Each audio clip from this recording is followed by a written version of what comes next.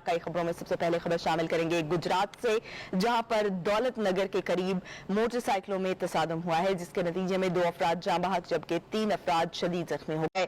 Police ने लाशों को तहवील में लेकर कार्रवाई के बाद अस्पताल मुंतकिल कर दिया है। हादसा मोटरसाइकिलों में तेज रफ्तारी के बायस पेश आया। अब्दुल मिर्जा से मजीद तफसीलात जान लेते हैं। अब्दुल बताइएगा।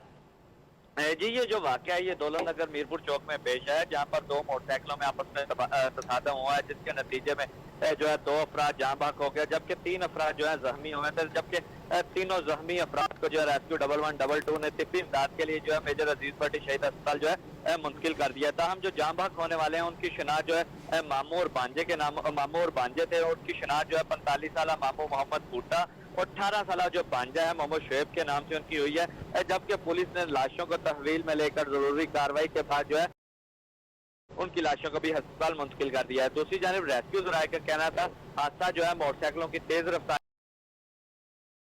के बायस पेश आया, ताहम जो मामू और जो बांजा जाँ बहक हुए हैं वो गुजरात से सियालकोट जा रहे थे अजीजी रिश्तेदारों के यहाँ। जी, गुजरात से सियालकोट जा रहे थे जब यह हादसा पेश आया। बहुत शुक्रिया अब्दुल मिर्जा। वजीराबाद के इलाके